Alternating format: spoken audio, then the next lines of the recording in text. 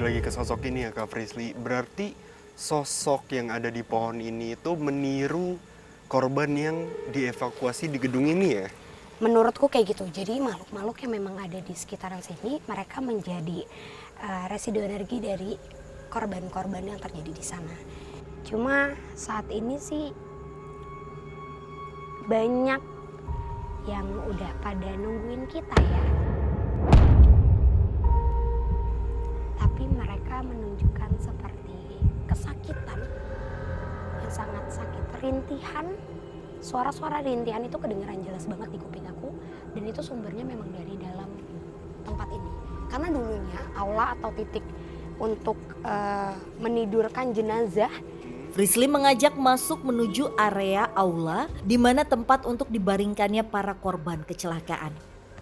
Ini ramai banget sih. Tasya boleh bantu masuk dulu, kasih penerangan. Assalamualaikum. Di sini itu dulunya balai atau aula perkumpulannya, di mana banyak banget ditiduri Digeletakin iya, gitu ya? digeletakin sih jenazah-jenazah yang memang tidak selamat dengan kondisi yang sangat-sangat hancur. Dibawa ke sini semua, sebagian ada yang dibawa ke ini, ada mobil lewat, ditek-tekin aja dah ke mobil. Di rumah-rumah udah penuh, setiap rumah udah penuh jalan-jalan. Jujur saat ini mereka seperti menghampiri kita secara perlahan.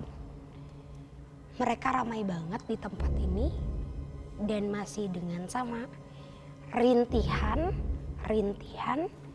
bahkan ada, aku dapat gambaran jelas banget pada saat tadi masuk lewatin pintu, ada ibu-ibu yang membopong seorang bapak-bapak dengan kondisi penuh dengan luka. Bisa dibilang itu nggak enak banget untuk dilihat. Penuh dengan luka, bener-bener penuh banget. Bagian sini ke bawahnya itu luka, hancur. Itu dibantu bopong sama ibu-ibu. Sampai di sini ditidurin, jadi seperti ada tiang kecil di sini, ditidurin badannya jadi untuk nyender. Dan kata-kata terakhir dari almarhum Pak Abidin, usia 41 tahun, kata-kata terakhirnya itu adalah Alhamdulillah. Secara terbata.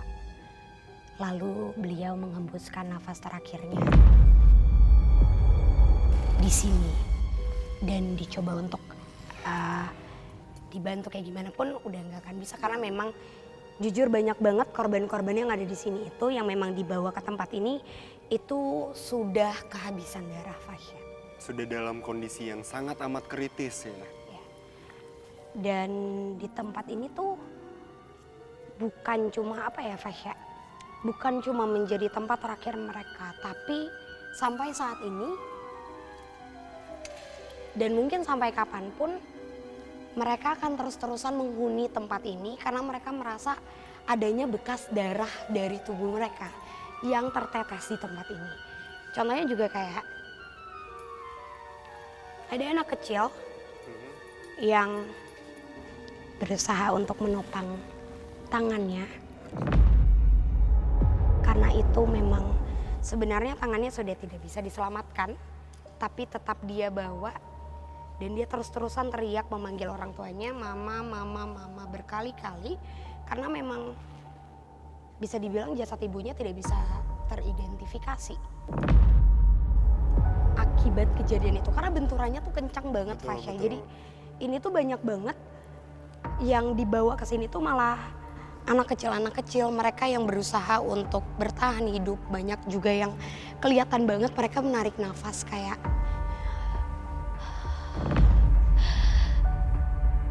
udah nafas terakhirnya.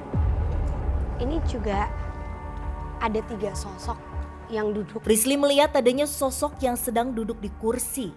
Frisly mencoba mendekati sosok tersebut. Dia tahu kalau aku lagi menjelaskan tentang reka adegan apa yang mereka alami. Sehingga sosok-sosok yang duduk di sini tuh dengan kondisi lagi-lagi hancur. Tapi memang mereka berharap ketika mereka mencoba untuk membuka mata dan itu samar-samar kejadiannya, mereka justru malah lebih lega karena tidak melihat kondisi gerbong yang hancur. Jadi mereka malah ngerasa kalau ketika dia buka mata tuh aku udah diselamatin. Mungkin aku coba untuk menirukan kali ya Fasya, bentuk komunikasi antara aku dengan sosok ini. Aku coba untuk menarik energinya dan mungkin akan ada informasi yang bisa kita sampaikan juga dari residu energi yang ada di sini. Oke, baik. Aku boleh minta night vision? Tim minta night vision. Frisly mencoba berkomunikasi dengan sosok ini agar mampu lebih dalam lagi merasakan residu energinya. Asli.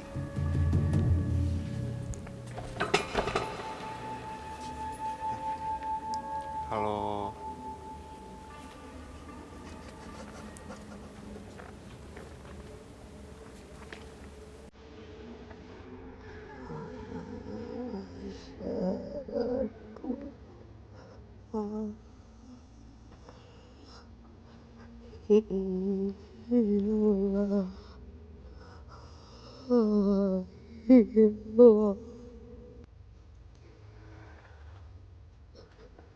Punten, makasih. Jadi bisa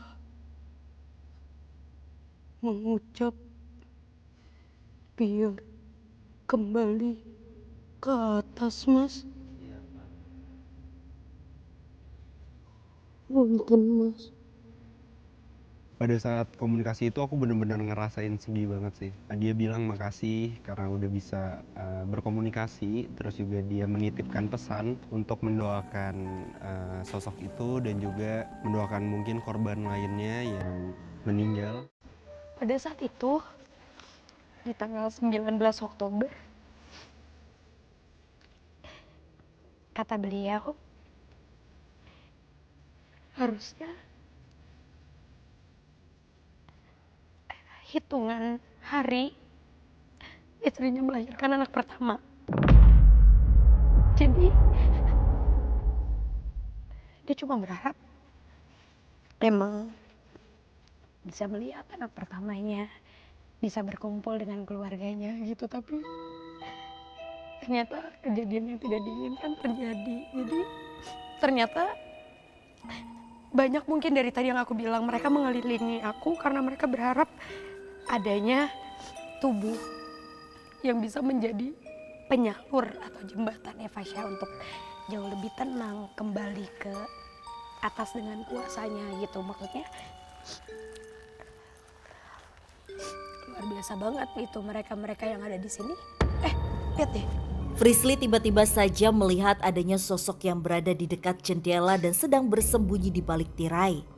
Frisly pun mencoba untuk mendekati sosok tersebut. Berdiri gitu sih.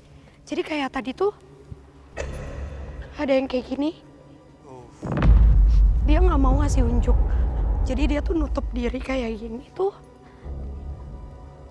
Halo. Dia bilang dia nggak mau ngasih unjuk karena dia nggak mau bikin manusia takut dengan kondisinya. Jadi menurut aku adalah kenapa tadi aku bilang mungkin kita jauh ngerasa lebih pengap Fasya di dalam sini karena emang rame. Tapi luar biasanya adalah mereka semua di sini memang mereka sudah menerima takdirnya. Mereka lebih damai.